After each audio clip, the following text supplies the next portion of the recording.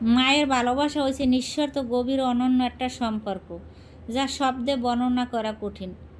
একটা মা তার পোলার জন্য সর্বোচ্চ ত্যাগ স্বীকার করে।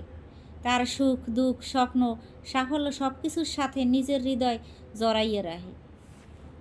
নিঃস্বার্থ ভালোবাসা হয়েছে মায়ের। মা চায় তার পোলা জীবনে আগাইয়ে যাক, তাই সব বাধায় তার পাশে মা দাঁড়ায়। নিজের সুখ বিসর্জন দিয়েও ছেলের মুখে হাসি ফোড়ায়। বিপদে আপদে মাই প্রথম আশ্রয়।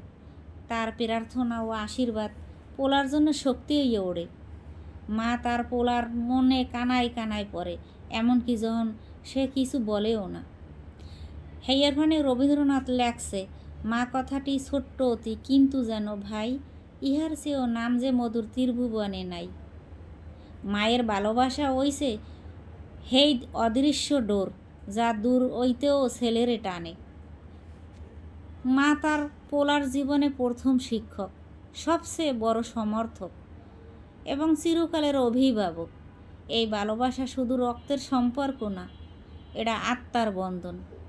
মা হইছে হেই ফুল, যার সুবাস পোলার জীবনে মহিমান্বিত করে। কিন্তু পোলাপান যখন বড় হয়, তখন এই মায়ের আত্মত্যাগ ভালোবাসা হক্কর ভুললে যায়।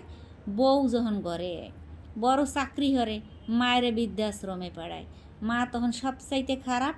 মায়ের কোনো কথাই তার তখন ভালো লাগে না, সব ভালো লাগে বউ। বউ যদি কয় হিনে বউ, হেইনে বইয়ে থাকবে।